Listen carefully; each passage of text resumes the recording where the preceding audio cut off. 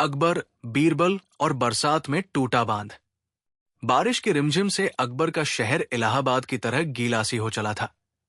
हवाओं में नमी, गलियों में मिट्टी की तीखी खुशबू और दूर पहाड़ों से आती हुई बादलों की गरदने, जो मानो शहर को गले लगा रही हों।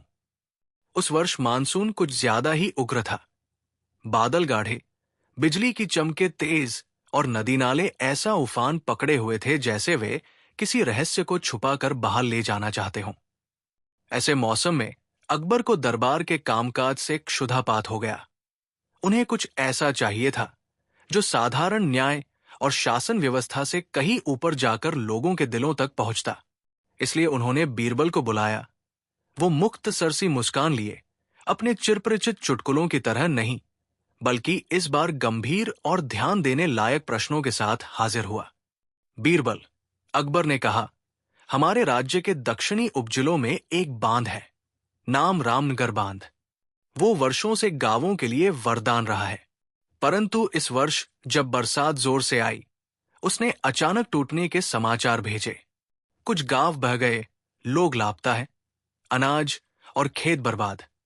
पर सुनने में आया है कि यह टूटना साधारण कारण से नहीं हुआ। बीरबल ने आंखें कांपीसी कर उठाई।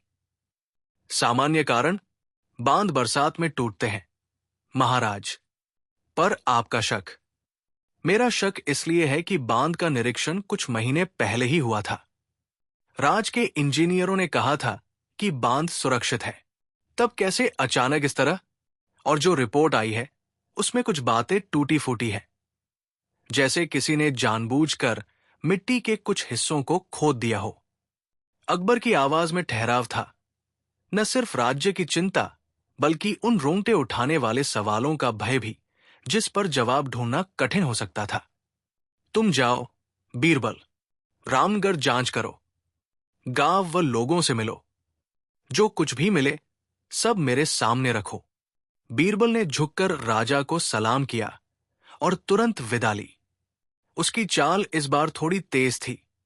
आंखों में कुछ नया आगाज था, जैसे वो किसी जटिल से पहेली की कड़ी तलाशने निकला हो। रामनगर गांव 3 दिनों की दूरी पर था। रास्ता नाला पार, पहाड़ी ढलानों और कच्चे बिछे रास्तों से गुजरता।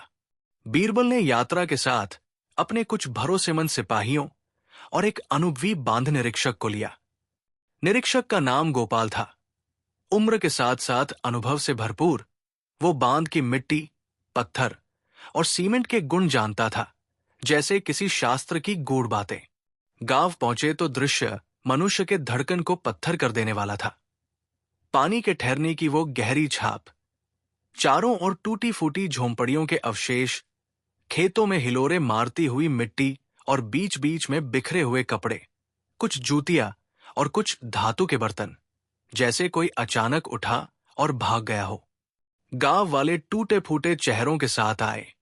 कुछ के आंसू सूख चुके थे, कुछ आंखों में असमंजस था। गांव के मुखिया, बूढ़े पर जोश से भरे रामलाल ने जब बीरबल को देखा तो उसकी ठुड्डी थरथर गई। महाराज के करम, उसने नम्रता से कहा, आप आए, पर अब क्या होगा?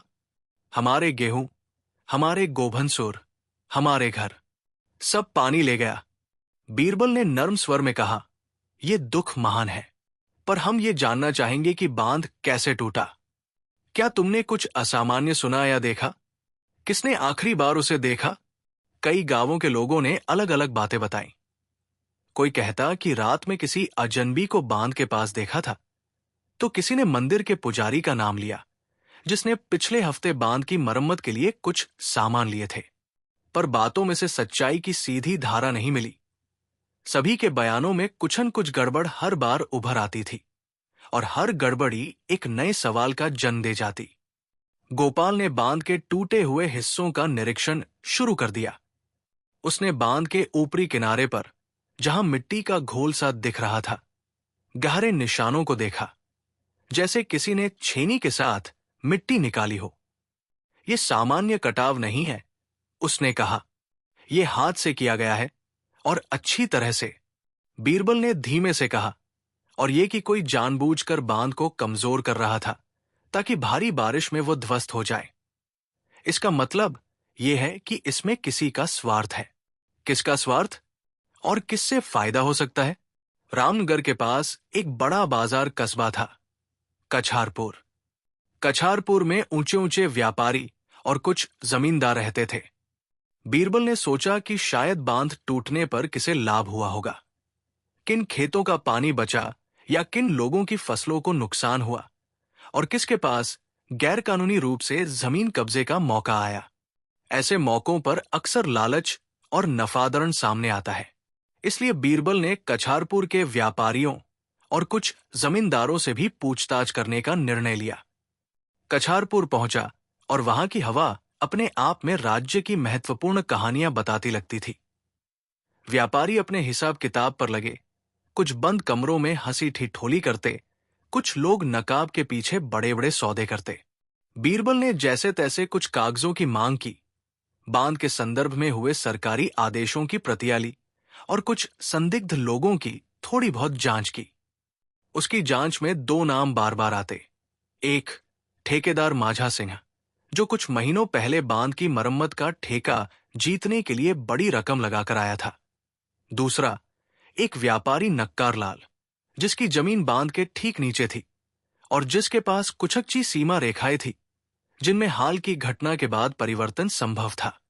माझा सिन्हा का व्यवहार मेल, जैसा कि बीरबल ने सुना, हटकर था। वो सरल भाषाओं में अपनी बेगुनाही बोलता, परंतु कुछ दस्तावेजों में उसकी मोहर कहीं कहीं गायब थी। नक्कार लाल, जो ऊंची आवाज और तेज चाल का था, धीरे धीरे गुस्से में आया जब बीरबल ने उसकी जमीन के नक्शों पर उंगली रखी। महाराज, उसने कहा, मेरी जमीन की कोई हानि नहीं हुई। मेरे खेत बांध से नीचे हैं। पानी से उन्हें तो घाटा हुआ, पर फिर भी। पर नक्कारलाल, बीरबल ने ठंडे स्वर में कहा, अगर बांध उखड़ कर गिर गया और कुछ जमीनें खाली रह गई, तो जो खाली जमीनें बांध के नीचे थीं, उन्हीं से कौन लाभ उठा सकता है? नक्कारलाल की आंखों में कुछ कठोर चमक आई और उसके होठों पर एक पतली सी मुस्कुराहट आकर रुकी। वो कुछ कहता और फिर मुंह बंद कर लेता। ऐसा व्यवहार जिसे बीरबल ने पहले कई मामलों में देखा था। सच बोलकर कुछ नहीं मिलेगा, पर चुप्पी भी कुछ कहती है। बीरबल ने निर्णय लिया, वो रात कछारपुर में ठहर कर गुप्त जांच करेगा। रात का समय था। बीरबल अपने एक साथी सिपाही और गोपाल के साथ बांध के पास लौट आया। चांदनी कम थी, बादलों ने उसे आधा छिपा रखा था। बांध की जांच करते हुए बीरबल ने उन चिन्हों की ओर ध्यान दिया जो पहले नहीं देखे गए थे। बांध के किनारे पर छोटी छोटी लोहे की शिकंजियां, कुछ रस्सियां और मिट्टी के अंदर धातु के कुछ कण, जैसे कोई वहां भारी भरकम मशीन चलाकर गया हो। कुछ दूरी पर एक ताबूत सा लकड़ी का बक्सा पड़ा हुआ था, जिसमें गीले कपड़े और कुछ जली हुई तारें मिली। बीरबल के दिल में भय और जिज्ञासा एक साथ उठे। यह स्पष्ट था कि बांध टूटने का कोई साधारण कारण नहीं था। यह किसी योजनाबद्ध कार्रवाई की तरह था। किसी ने बांध के सहारे को जानबूझकर कमजोर किया और संभव है कि उन्होंने वहां कोई यंत्र या उपकरण लगाया था जिससे भारी बरसात में वो फटकर गिर जाए। गोपाल ने धीमे से कहा, यह कोई छोटे मोटे काम का निशान नहीं है बीरबल। इसे करने के लिए समय, सामान और योजना चाहिए। तो जिसने इसे किया, उसे गांव का कोई छोटा मोटा आदमी नहीं कहा जा सकता। बीरबल ने उत्तर दिया, यह काम किसी शक्तिशाली व्यक्ति या समूह का हो सकता है जो बांध के नीचे की जमींदारी को चाह रहा हो।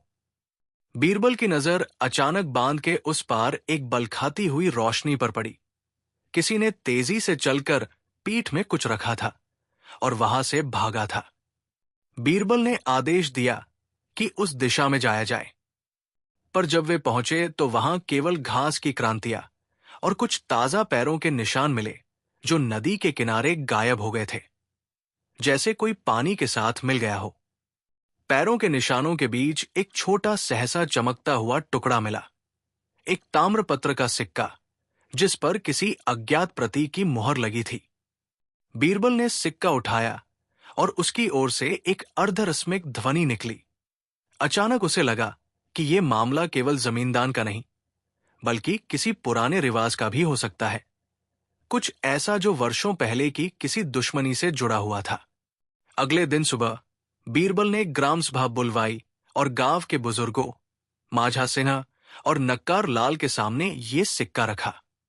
जब गांव के सबसे पुराने व्यक्ति चंदू बप्पा ने उस सीपटिक्सी मुहर को देखा, उसकी आंखें फैल गई और हाथ कांपने लगे। ये तो पुरानी सल्तनत की छाप है, उसने बड़बोलाते हुए कहा। मेरे दादा ने कहा था कि कभी यहां एक राजनैतिक विवाद हुआ था, एक जमीन के लिए, और जो भी उसे छेड़ता है उसे ये सिक्का मिलता था। ये एक चेतावनी की तरह। गांव में चुप्पी छा गई। बीरबल ने उस सिक्के को अपने कपड़ों में छुपाया और धीरे धीरे बोला, तो ये कोई पुराना विवाद भी हो सकता है, पर क्यों अचानक, और किसके पास कारण है जिसे पुराने विवाद की आड़ में फायदा दिखा हो? बीरबल को सबूत आवश्यक थे।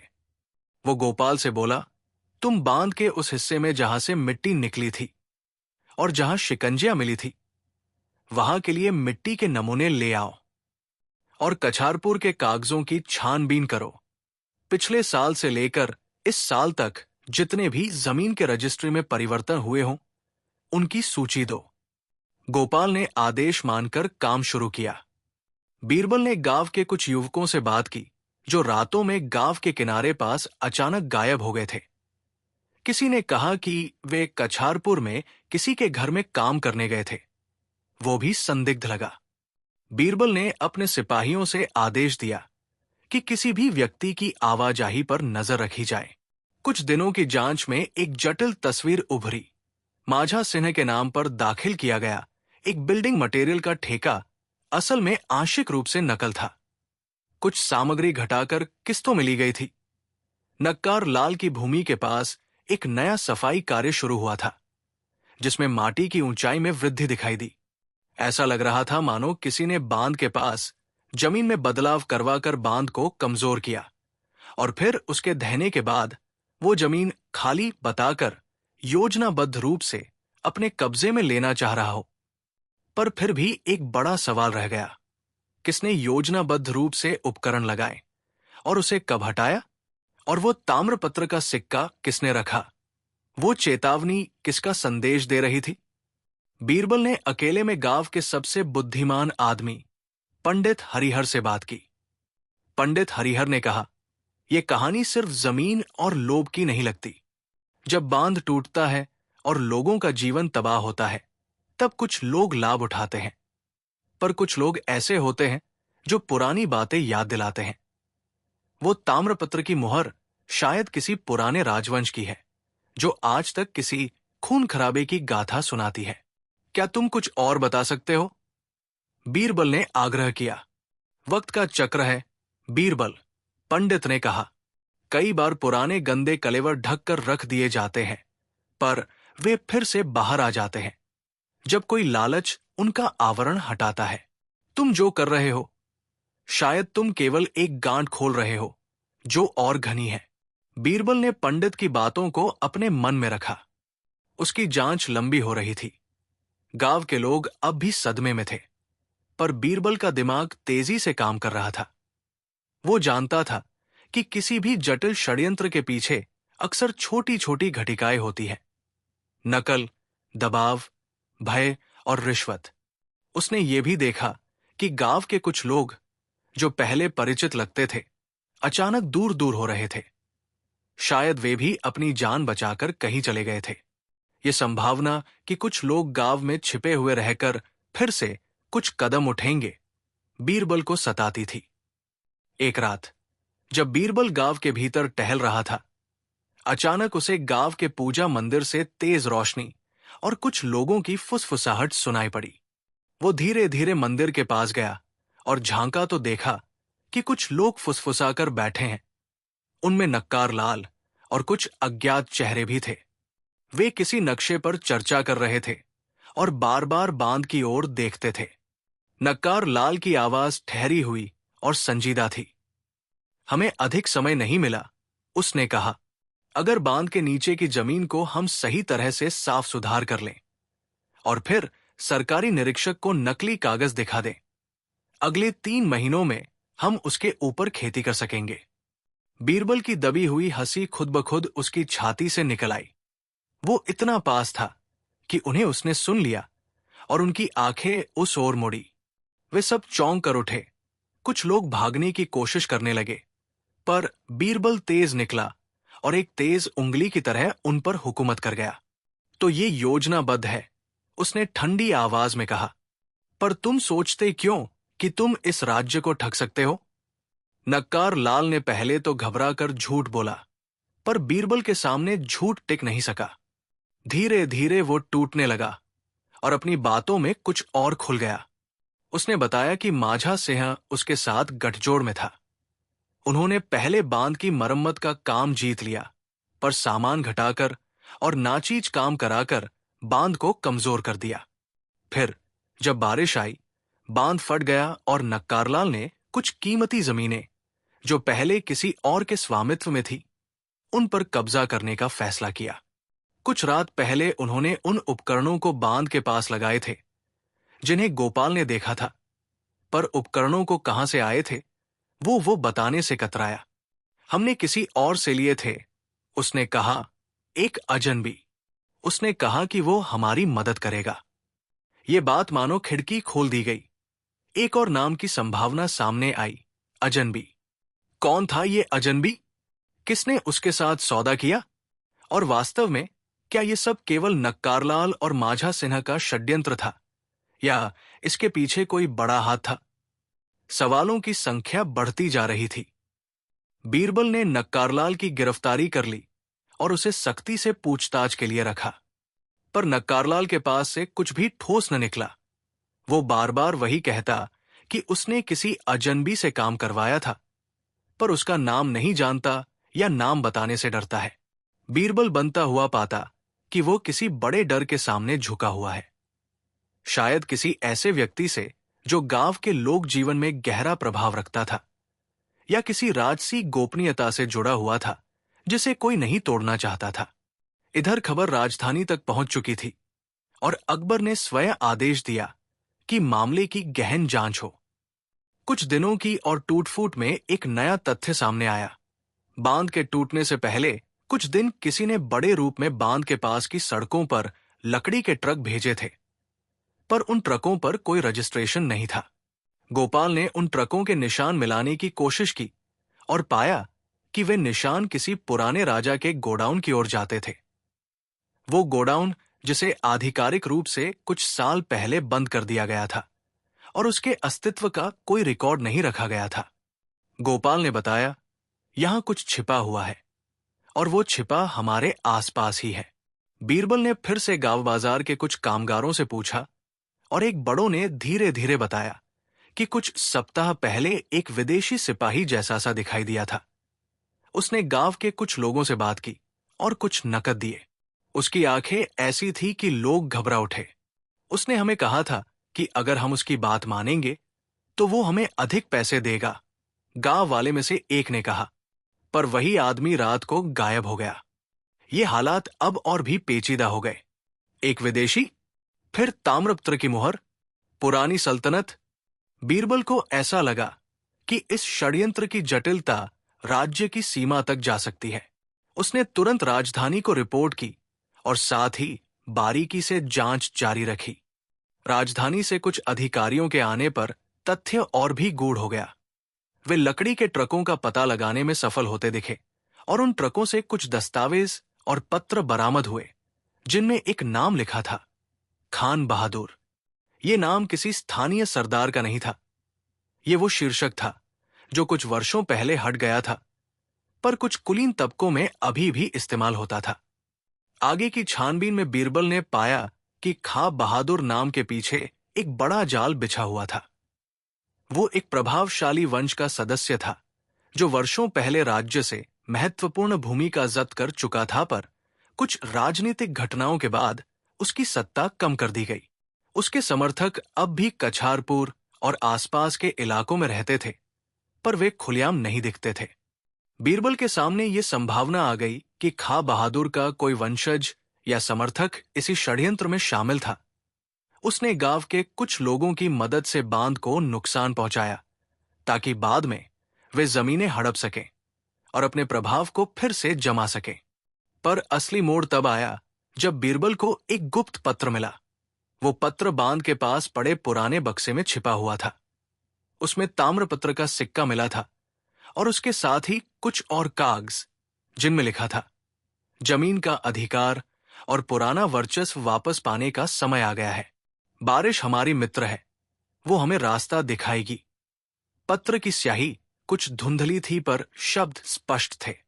इस पत्र में किसी का नाम नहीं था, पर बीरबल ने नोटिस किया कि अक्षरों में वही शैली है जो खां बहादुर के पुराने दस्तावेजों में पाई गई थी।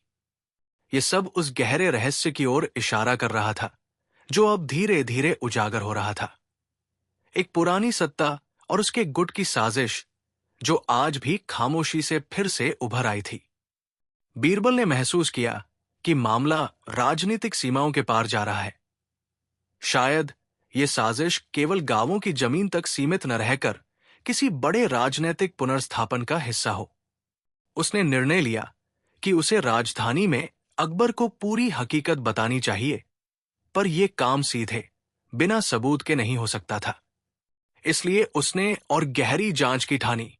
उसे साक्ष्य चाहिए थे कि खां बहादुर या उसके समर्थक ने सचमुच बांध को नुकसान पहुंचाने की साजिश रची थी, और इसके लिए उसे उस अजनबी की पहचान करनी होगी जिसने उपकरण लाए थे, और जांच करनी होगी कि किसके पैसे से और किसके आदेश पर यह सब हुआ था। एक शाम बीरबल को गांव के एक युवा लड़के रमेश के पास सूचना मिली। वो लड़का बांध के कुछ पास रहता था और उसने कहा कि उसने उस अजनबी को देखा था। वो अजनबी रात में गांव के पास बैठे लोगों को रुपए बांट रहा था और उनसे कह रहा था कि वो खास काम के लिए कुछ लोगों को तैयार करे। उस अजनबी की चाल और उसकी बोली कुछ विदेशी जैसी थी, पर रमेश ने कहा कि वो उसे किसी पुरानी नगरी की बोली से भी मिला जुला लगा था। रमेश ने बताया कि अजनबी के पास एक पुराना टैटू था, एक अजीब सा निशान जो एक बार दिखा तो कछारपुर के पुराने हकदारों की किताब में भी मिलता था। वही निशान जो ताम्रपत्र के सिक्के पर था। ये निशान पुराने राजवंश की पहचान थी। बीरबल ने रमेश से पूछताछ कराई और उसे समझाया कि अगर वो सच बताएगा तो उसकी रक्षा की जाएगी। रमेश की हिम्मत बढ़ी और उसने बताया कि अजनबी ने गांव के कुछ नौजवानों को हाथ में पोटली देकर बांध की मिट्टी में छेद करने को कहा था। उसने उन्हें पैसे दिए और कहा कि ये केवल नमूना लेने जैसा काम है, पर असलियत में उन्होंने बांध की नींव को कमजोर कर दिया। रमेश ने अजनबी का चेहरा भी बताया। उसने कहा कि उसके कंधों पर एक छोटा सा दाग था और उसकी आंखों में शहद जैसा रंग था। यह विवरण बीरबल के दिमाग में फिर से एक तस्वीर उभरने लगा। वो अजनबी कोई स्थानीय नहीं था। उसकी शैली, उसकी बोली और उसकी आदतें इतिहास की किसी पुरानी गाथा से जुड़ी हुई थी।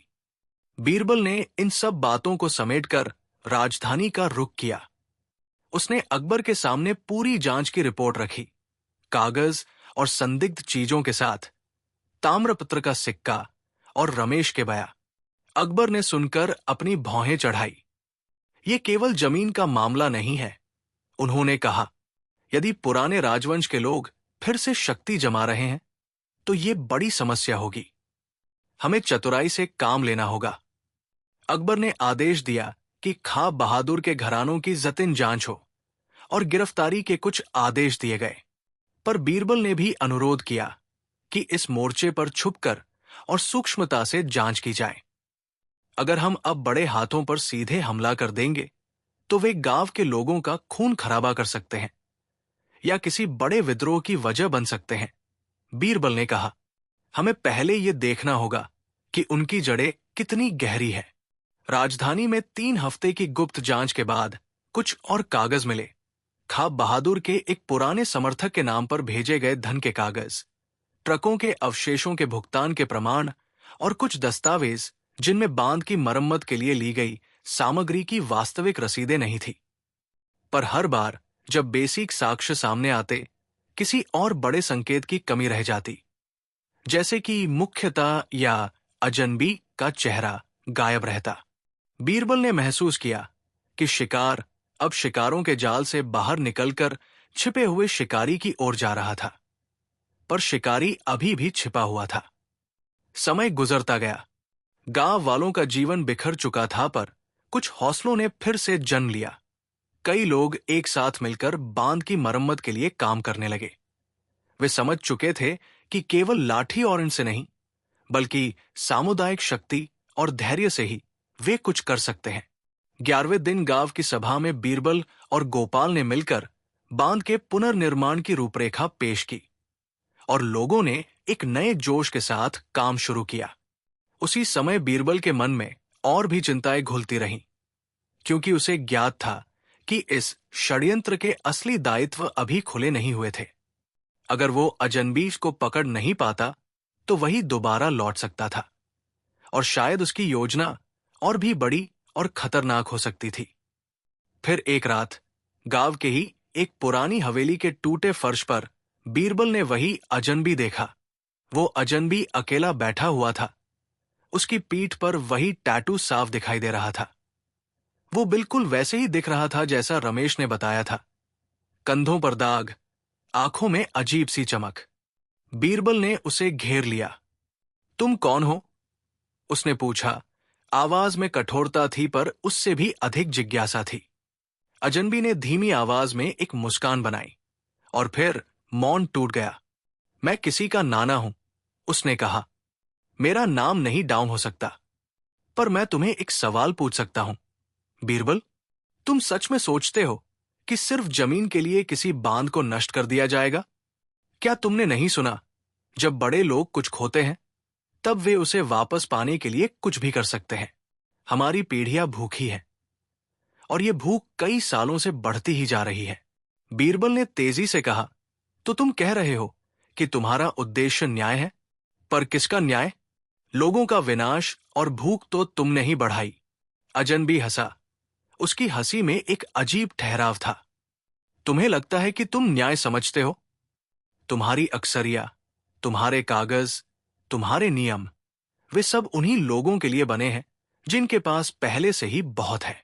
कुछ को तो बस ये चाहिए कि कोई स्मृति जगाए, और स्मृति जगाने के लिए कुछ अन्याय होना जरूरी है। बीरबल की उदासी गहरी थी। वो जानता था कि ऐसे बहाने सदा मिले जुले होते हैं। कुछ लोग वाकई सामाजिक अन्याय का प्रतिकार करना चाहते हैं, पर अक्सर वही प्रतिकार निर्दोषों की कुर्बानी मांगता है। पर तुमने निर्दोष लोगों को मार डाला, बीरबल ने कहा। तुम्हारे कारण गांव के बच्चे भूखे हैं। क्या ये बदला है या अंधाधुंध क्रूरता? अजनबी की आंखों में एक आग सी जल उठी, पर उसने शांत होकर कहा, तुम्हारे राजा ने जो कहा, ये कितने लोगों के हित में है? क्या तुम्हारे दरबार में बैठकर कोई गरीब अपनी आवाज उठा सकता है? मैं बस एक चीख हूं, और कभी कभी चीखें सुनने लायक नहीं होती।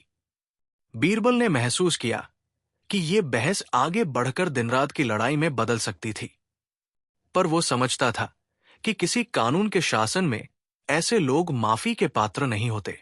उसने तुरंत अजनबी को बांधा और उसे राजधानी भेजने का ऐलान किया। पर उसी समय अजनबी ने अपना चेहरा उठाकर बोला, तुमने सोचा था कि मुझे पकड़कर तुमने सब सुलझा दिया? सुना है तुम्हारे दरबार में होता है, पकड़ा हुआ व्यक्ति कबूल कर लेता है, पर उसके पीछे जो हाथ है वो बड़ा होता है। मैं केवल एक ठेठ हिस्सा हूं। अगर तुमाशी की जड़ काटनी है तो तुमको ऊपर भी देखना होगा। बीरबल के कानों में ये शब्द गूंजे, और उसकी अद्भुत आवाज के भीतर एक और सुर जुड़ा, ऊपर भी देखना होगा। अगली सुबह जब बीरबल ने राजदरबार में, जहां वह एक विस्तृत रिपोर्ट देने वाला था, वो खां बहादुर के किसी षड्यंत्र की तरफ इशारा कर रहा था, तब अकबर ने गंभीरता से कहा, तुमने इसे पकड़ा, पर तुम कह रहे हो कि ये केवल शुरुआत है। ऊपर भी देखना होगा। किस ऊपर की बात कर रहे हो? बीरबल ने सारी बात सुनाई। ताम्रपत्र, सिक्का, अजनबी और खां बहादुर की सूचनाएं। अकबर की दृष्टि तेज थी, पर उन्होंने देखा कि बीरबल की आखिरी बात में एक और संकेत था। ऊपर भी देखना होगा। यह वाक्य किसी और खतरे की तरफ इशारा कर रहा था। शायद किसी राजनैतिक गुट का, शायद किसी बाहरी शक्ति का, जो धीरे धीरे राज्य की धुरी को खरोंच रही थी। अकबर ने ठंडे स्वर में कहा, बीरे, तुम्हें और गहरी जांच करनी होगी, पर सावधानी से।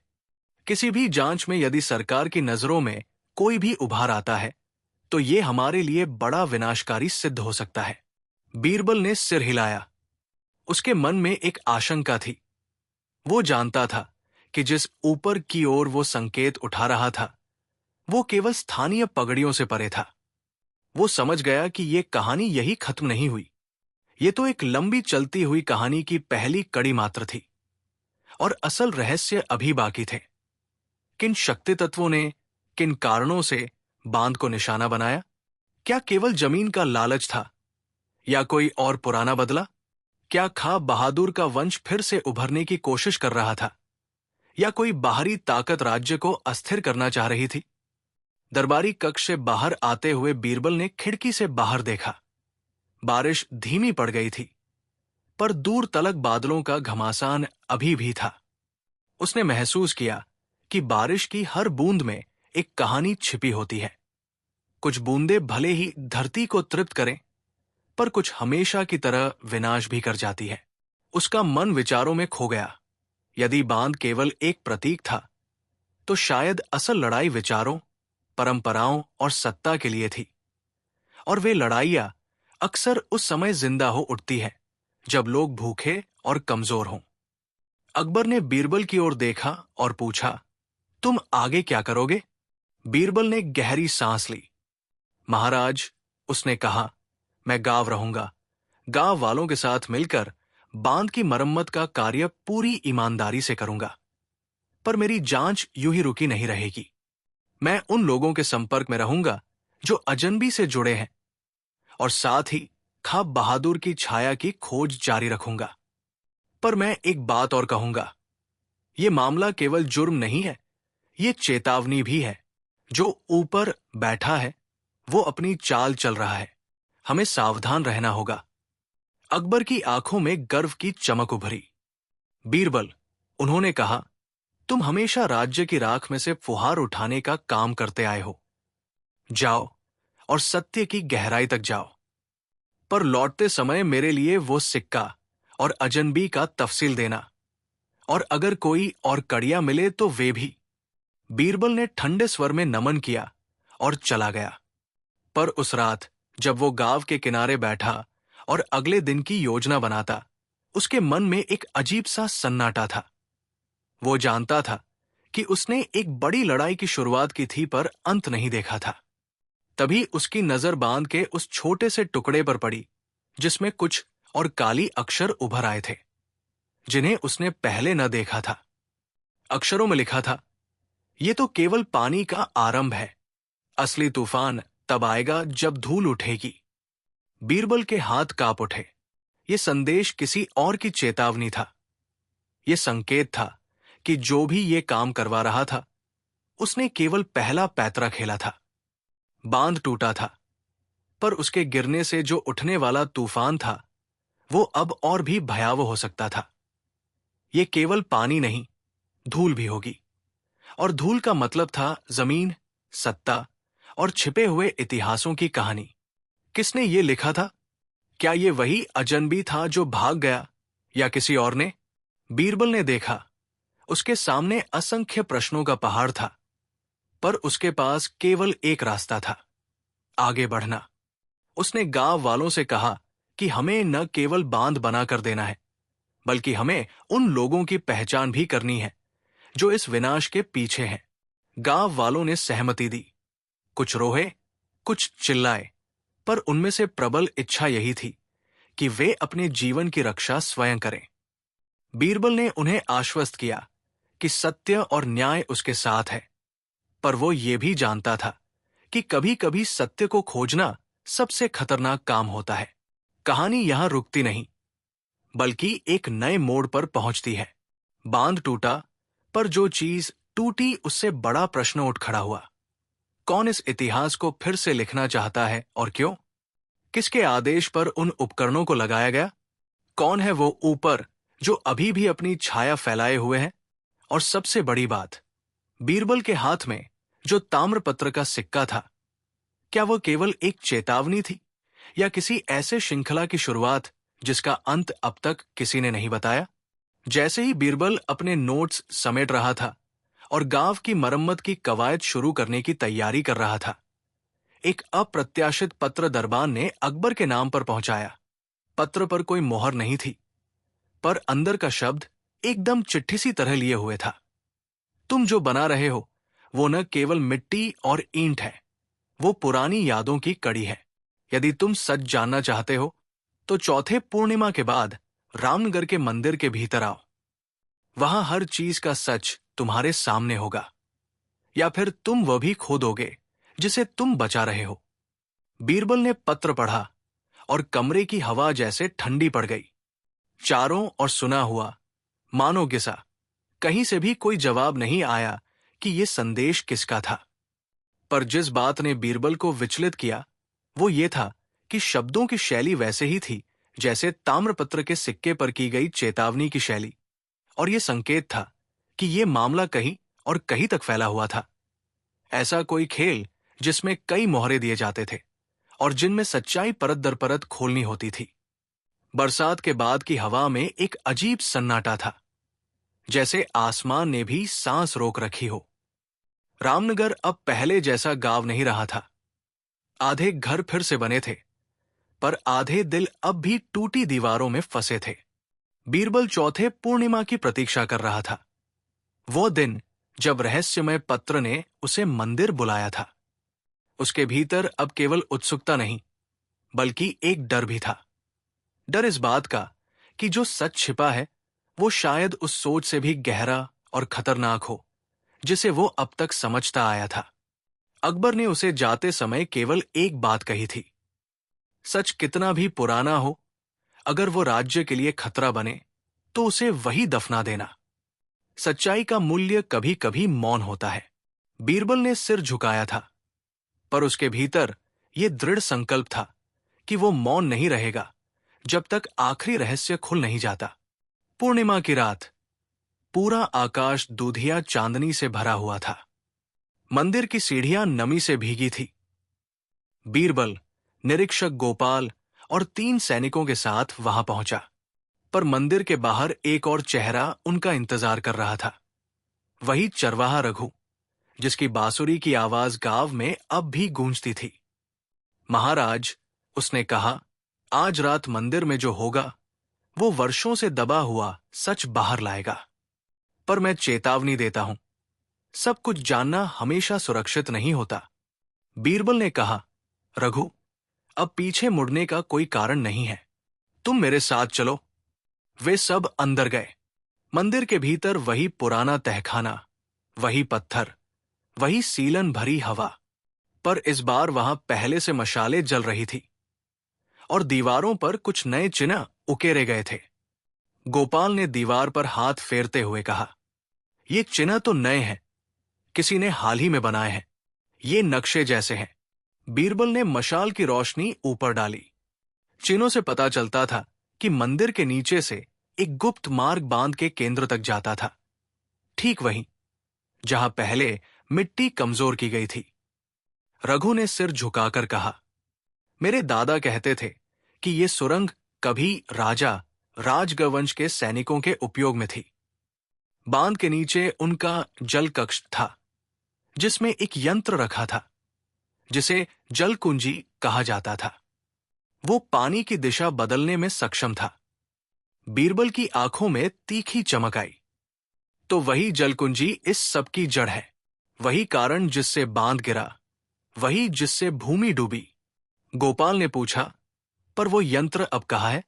रघु ने गंभीर स्वर में कहा, महाराज, जलकुंजी अब भी यही है, मंदिर के नीचे, धरती की तीसरी परत में। सभी लोग सावधानी से नीचे उतरे। सुरंग में नमी और कीचड़ थी, दीवारों पर पुराने लेख, और कहीं कहीं से पानी टपक रहा था। करीब आधे घंटे की यात्रा के बाद वे एक विशाल गोल कक्ष में पहुंचे। बीच में पत्थर का एक बड़ा गोल यंत्र था, जिस पर 4 लोहे की नालियां जुड़ी थी। वही था जलकुंजी। रघु ने मशाल नीचे रखी और धीरे से बोला, ये यंत्र सदियों से बंद है। मेरे दादा कहा करते थे कि इसे छेड़ना राज्य के भाग्य से खेलना है। बीरबल ने ध्यान से देखा। यंत्र पर वही ताम्रपत्र की मुहर उकेरी थी जो उसने बांध के पास से पाई थी। नीचे कुछ शब्द खुदे थे। राजगढ़ की भूमि जब छीनी जाएगी तब जल प्रतिशोध लेगा। गोपाल ने कहा, इसका मतलब किसी ने जानबूझकर इसे सक्रिय किया। बांध इसलिए टूटा क्योंकि इस यंत्र की नालियां खोली गई। बीरबल ने कहा, और जिसने ये किया वो इस सुरंग के रास्ते आया। रघु ने सिर हिलाया, हां महाराज, पर एक व्यक्ति इस यंत्र की कुंजी जानता था, खान बहादुर का वंशज अजीम खान। बीरबल ठिठक गया, तो वही अजनबी, वही जिसने बांध तोड़ा। रघु बोला, हां, लेकिन वो अकेला नहीं था, उसने मुझे भी ढूंढा था। बीरबल ने चौंक कर पूछा, तुम्हें? रघु ने सिर झुकाया, हां महाराज, उसने कहा था कि मेरे दादा का वंश ही इस यंत्र की रखवाली करता आया है। वो मुझे धोखे से अपने साथ जोड़ना चाहता था। वो बोला, अगर तुम ये यंत्र खोल दो तो तुम्हें तुम्हारे पुरखों की जमीन वापस दूंगा, पर मैंने मना कर दिया। तब उसने धमकी दी, अगर तुम नहीं मानोगे तो मैं खुद रास्ता खोज लूंगा।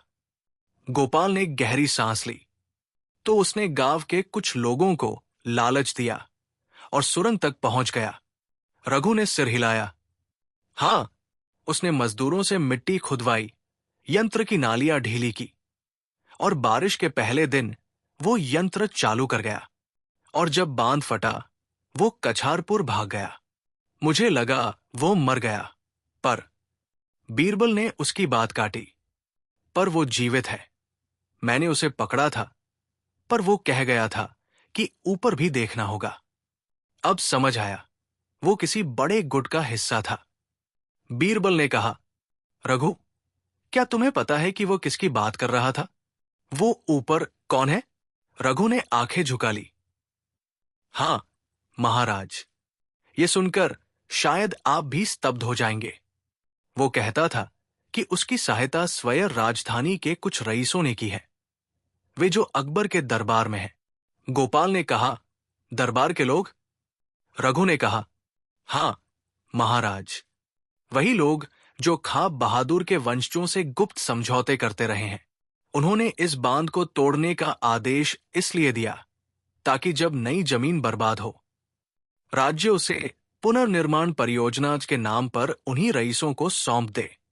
यानी जनता का नुकसान, राजकीय भ्रष्टाचारियों का लाभ।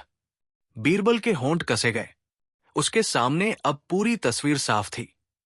बांध का टूटना केवल लालच नहीं, राजकीय भ्रष्ट गठजोड़ था। नीचे की साजिश मिट्टी में थी, पर ऊपर का षड्यंत्र सोने में डूबा हुआ था। बीरबल ने कहा, अब मुझे अकबर को सब बताना होगा, पर पहले ये यंत्र बंद करना जरूरी है, वरना अगली बारिश में सब फिर से दोहराया जाएगा। तभी सुरंग में आवाज गूंजी, तुम सोचते हो कि तुम इसे बंद कर सकते हो, बीरबल? बीरबल और रघु ने पलटकर देखा। अजीम खान मशाल लिए खड़ा था। उसके साथ 2 सशस्त्र लोग थे। उसकी आंखें अब और अधिक उन्माद में थी। मैंने कहा था ना, वो गर्जा, ऊपर देखो।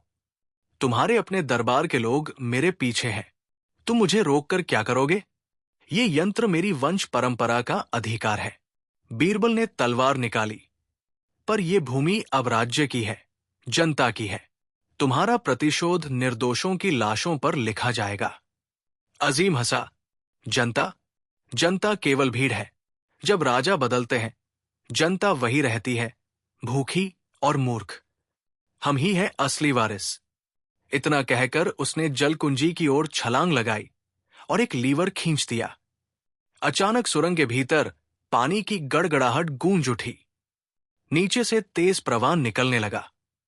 गोपाल चिल्लाया, महाराज, अगर ये लीवर पूरी तरह घूम गया तो बांध 2 घंटे में फिर टूट जाएगा। बीरबल ने झपट्टा मारा और अजीम का हाथ पकड़ा।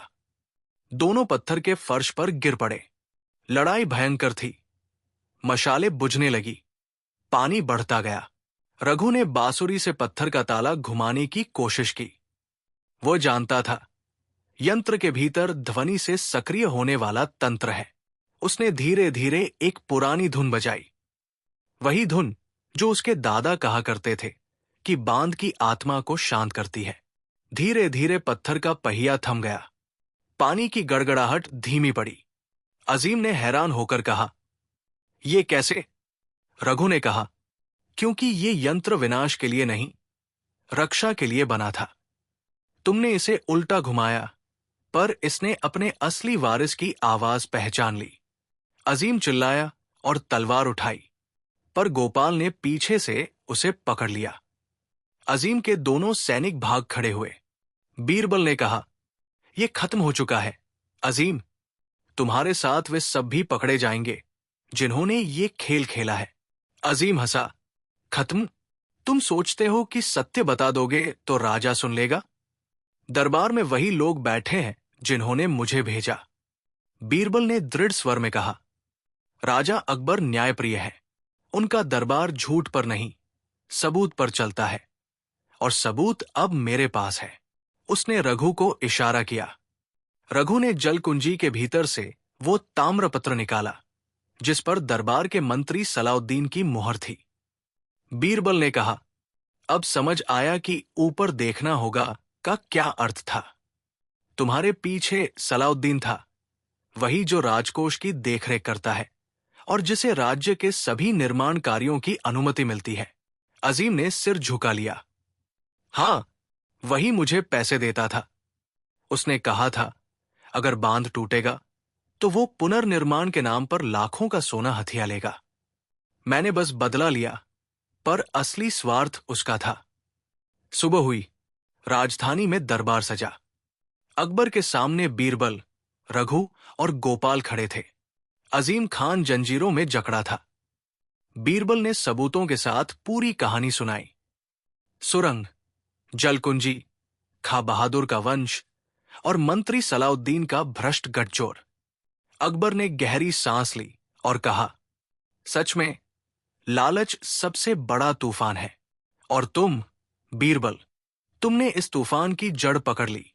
अकबर ने मंत्री सलाउद्दीन को दरबार में बुलवाया। उसके चेहरे पर पसीना छलक आया। बीरबल ने ताम्रपत्र उसके सामने रखा। क्या ये तुम्हारी मुहर नहीं है? सलाउद्दीन कुछ बोल न सका। अकबर की आवाज गर्जन बन गई। तुम्हारी सजा वही होगी जो तुमने जनता को दी। तुम्हारे सारे धन को राज्य की पुनर्निर्माण परियोजना में लगाया जाएगा और तुम्हें उम्र भर के लिए कारावास मिलेगा। अजीम खान को भी सजा सुनाई गई। जिसने जल को शस्त्र बनाया वो अपनी प्यास से मरेगा। उसे दक्षिणी कारागार भेज दिया गया जहां पानी का एक कण तक न था। कुछ दिनों बाद बांध का पुनर्निर्माण पूरा हुआ। गांव फिर से बसने लगा। लोगों ने मिलकर मंदिर के पास रघु की एक मूर्ति स्थापित की।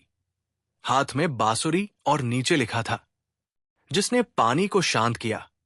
अकबर ने खुद आदेश दिया कि रघु को राजरक्षक की उपाधि दी जाए। गोपाल को राज्य अभियंता का सर्वोच्च पद मिला, और बीरबल, वो चुपचाप बांध के किनारे बैठा रहा। उसने मिट्टी को हाथ में लिया और कहा, अब ये बांध केवल पानी नहीं रोकेगा, ये मनुष्यता की लज्जा भी रोकेगा। पर बीरबल की जिज्ञासा अब भी अधूरी थी। वो जानना चाहता था, आखिर जलकुंजी किसने बनाई थी? रघु ने कहा, मेरे पुरखे, महाराज। राजगढ़ के राजा ने इसे अपने गुरु जलवेदाचार्य के निर्देशन में बनवाया था। ये कोई हथियार नहीं, बल्कि संतुलन का यंत्र था, ताकि सूखा और बाढ़ नियंत्रित रह सके। पर जब सल्तनतें बदली, इस यंत्र का ज्ञान खो गया। फिर इसे प्रतिशोध का यंत्र कहा जाने लगा, जबकि ये प्रकृति की रक्षा के लिए बना था। बीरबल ने मुस्कुराकर कहा, तो असल गुनहगार लालच है, इंसान का स्वभाव। रघु बोला, हां महाराज, और जब तक इंसान जल को जीतने की कोशिश करेगा, वो स्वयं हारता रहेगा। कुछ सप्ताह बाद बारिश फिर शुरू हुई। बांध पर पानी जमा था, पर अब वो स्थिर था। बीरबल ने देखा, कोई दरार नहीं, कोई डर नहीं। रघु फिर अपनी बांसुरी लेकर किनारे बैठा। उसकी धुन हवा में घुली, और वो धुन अब भय नहीं, विश्वास का गीत थी। अकबर दरबार से संदेश भेजते हैं। राज्य को बचाने वाले योद्धा तलवार से नहीं, बुद्धि से लड़ते हैं। बीरबल ने दिखा दिया कि सत्य की शक्ति किसी भी बांध से बड़ी है। बीरबल मुस्कराया और बोला, महाराज, अब बांध केवल मिट्टी का नहीं, ये न्याय का भी प्रतीक है। उस रात बीरबल अकेले बांध के ऊपर चला गया। चांदनी में पानी की सतह चमक रही थी। वो झुककर पानी में देखा। उसका चेहरा और उसके पीछे चांद का प्रतिबिंब एक साथ दिखाई दे रहा था। उसे लगा जैसे पानी कह रहा हो, अब मेरा कोई रहस्य नहीं बचा। वो मुस्कराया। धीरे धीरे बांसुरी की हल्की धुन हवा में गूंजी। रघु की दूर तक फैली नदी अब शांत थी। रामनगर का बांध अब केवल बांध नहीं रहा, वो सत्य, बलिदान और मानवता की कहानी बन चुका था। जल की गति को कोई बांध नहीं सकता, पर बुद्धि की धार से विनाश को रोका जा सकता है। बीरबल ने आखिरी बार बांध की दीवार पर हाथ रखा, फुसफुसाया, अब ये कहानी पूरी हो चुकी है। फिर वो धीरे धीरे महल की ओर लौट चला, जहां उसे कोई नया मामला सुलझाना था। पर उसके हृदय में ये एक गहरा विश्वास अंकित था, जिस राज्य के बांध में न्याय बहता है, वहां कभी बाढ़ नहीं आती।